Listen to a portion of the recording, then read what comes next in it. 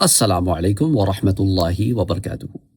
دو سوال جو بہت زیادہ پوچھے جاتے ہیں، جس کو آج ہم ڈسکس کریں گے کہ رمضان المبارک میں جب ہم یہاں پر روزے رکھ رہے ہوتے ہیں تو کیا وہ لوگ جو فوت ہو گئے ہیں کیا وہ بھی برزخ میں روزے رکھ رہے ہوتے ہیں؟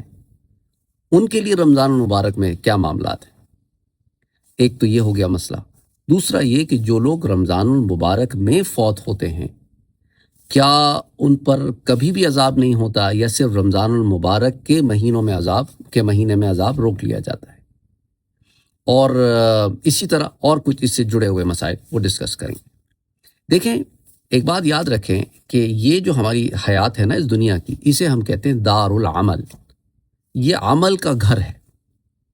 تو جب انسان مر جاتا ہے، فوت ہو جاتا ہے، اس کے جسم سے روح نکل جاتی ہے تو عمل منقطع ہو جاتا ہے، یعنی اب عمل کرنے کی کوئی ضرورت نہیں ہے۔ نماز، روزہ، زکوٰۃ، حج، یہ تمام معاملات، یہ تمام فرائض اس دنیا کے ہیں، برزخ کے عالم کے معاملے ہی نہیں ہیں۔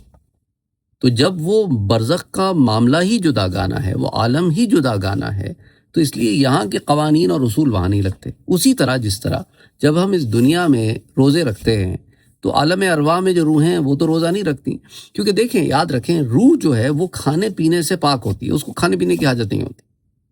یہ کھانا پینا، شہوت، یہ سارا جسم سے تعلق رکھنے والی چیزیں ہیں۔ تو وہ لوگ جو عالم برزخ میں چلے جاتے ہیں، اب سب کو تو اجسام نہیں ملتے۔ اچھا، بعض کو عالم مثال سے کچھ مثالی اجسام ملتے ہیں جن سے وہ پھر ہم سے کمیونیکیٹ کرتے ہیں، جو خوابوں وغیرہ میں آپ کی روح ان کی روح سے ملتی ہے، تو عالم مثال میں ملاقات ہوتی ہے۔ اب عالم برزخ میں مختلف ارواح مختلف جسموں میں ہو سکتی ہیں، بعض پرندوں میں، بعض ہرے رنگ کے، بعض سفید رنگ کے، بعض کو اس طرح کا جسم نہیں ملتا۔ تو وہ اس کی تفصیلات ہم پہلے دیکھ چکے ہیں کہ کیا ہے، کون سے کیا معاملات ہیں۔ تو موٹی بات کیا ہے کہ وہاں پر یہ احکام ہیں ہی نہیں۔ تو جب احکام ہی نہیں ہیں اور وہاں کے لاز ہی مختلف ہیں اور وہاں پہ روحانی حیات ہے، برزخی حیات ہے، تو روزہ رکھنے کا کوئی سینس نہیں بنتا نا، ڈزنٹ میک سینس، کیونکہ انہیں نہ بھوک لگتی ہے نہ پیاس لگتی ہے، تو یہ معاملہ ہی نہیں ہے ان کے لیے۔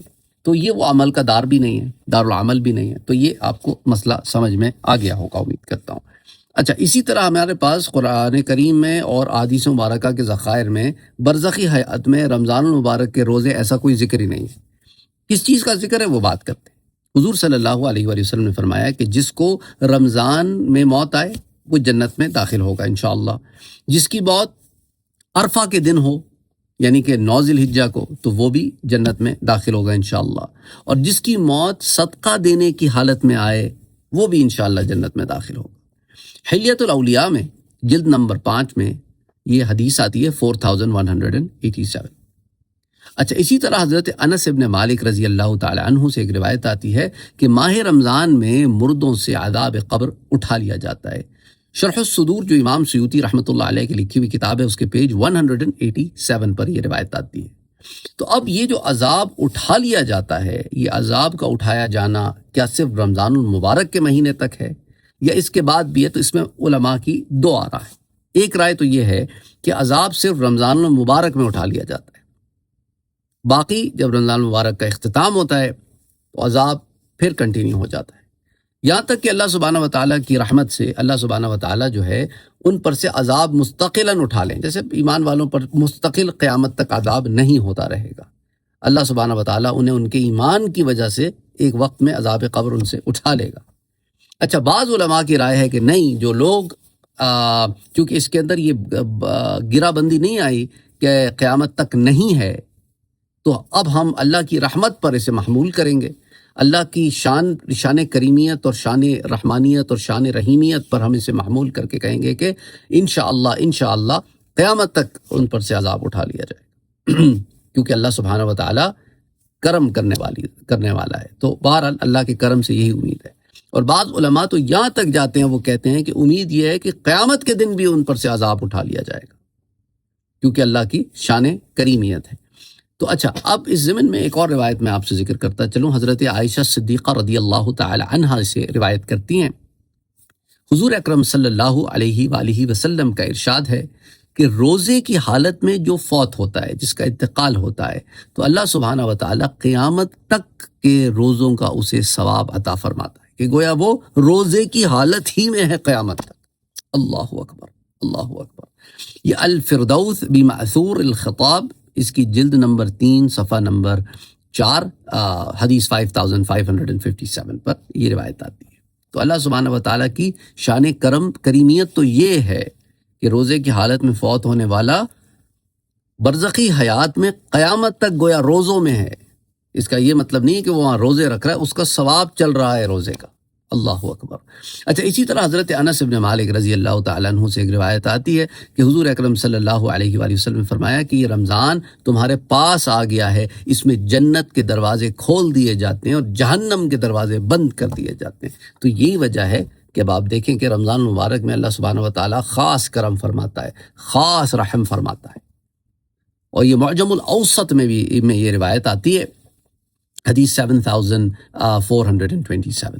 سو جنت کے دروازے کھول دیے جاتے ہیں۔ سنن نسائی میں بھی آتی ہے کہ آسمان کے دروازے کھول دیے جاتے ہیں، جہنم کے بند کر دیے جاتے ہیں، اور مردود شیاطین کو، سخت شیاطین کو یہ جکڑ لیا جاتا ہے، قید کر لیا جاتا ہے۔ اور اس طرح کی روایت جو بخاری شریف میں بھی آتی ہے کہ جب رمضان آتا ہے تو آسمان کے دروازے کھول دیے جاتے ہیں، اور ایک روایت میں کہ جنت کے دروازے کھول دیے جاتے ہیں، جہنم کے بند کر دیے جاتے ہیں۔ تو بہرحال اوور آل گناہوں میں کمی کا معاملہ ہے، اور اوور آل جو ہے کیا ہے کہ آگے کے معاملات میں آسانی ہے۔ تو اسی لیے برزخی حیات میں اللہ سبحانہ و تعالیٰ کی ان پر یہ رحمت اترتی ہے رمضان کے مہینے میں کہ ان کے عذاب میں تخفیف ہو جاتی یا ان کے عذاب روک دیا جاتا ہے۔ کافروں اور مشرکوں کے بارے میں یہ نہیں ہے کہ ان کے اوپر بھی رمضان میں رحم ہوتا ہے، وہ تو اللہ کو مانتے ہی نہیں، ان کو رمضان غیر رمضان کا کیا فرق۔ یہ مسلمانوں کے لیے بات ہو رہی ہے، تو مسلمانوں پر سے یہ روک دیا جاتا ہے۔ اور جہنم کے دروازے بند کرنا بھی اللہ کی رحمت ہے کہ اللہ سبحانہ و تعالیٰ اس مبارک مہینے میں فوت ہونے والوں کو جہنم کے عذاب سے محفوظ رکھتا ہے۔ اللہ سبحانہ و تعالیٰ سب پر کرم فرمائے، ہمیں معاف فرمائے۔ ہم گناہ گار ہیں، ہم رمضانوں میں بھی گناہوں سے باز نہیں آتے، ہم رمضانوں میں بھی اپنی عادتیں اور حرکتیں نہیں چھوڑتے۔ اللہ ہمیں ہدایت دے، ہمیں توفیق عطا فرمائے کہ رمضان المبارک کے اس بابرکت مہینے کے احترام میں، لحاظ میں ہی صحیح، کچھ حیا کر کے ان گناہوں سے توبہ استغفار کریں اور ان گناہوں کی طرف نہ جائیں۔ آئی نو نفس جو ہے وہ ابھارتا ہے، اور اسی لیے کسی نے کیا خوب کہا کہ نہنگو اژدہاؤ شیر نر مارا تو کیا مارا، بڑے موذی کو مارا نفس امارہ کو کر مارا۔ تو تم نے اگر مگرمچھ مار دیے، ببر شیر مار دیا تو کیا مارا، بڑے اژدہے کو مار دیا، اس کو کیا مارا۔ یہ مارنا بہادری کیا ہے کہ نفس امارہ کو مارو، کیونکہ یہ حملہ کرتا ہے، اس کو روکو تو اگلی دفعہ اور شدت سے حملہ کرتا ہے۔ السلام علیکم ورحمۃ اللہ وبرکاتہ۔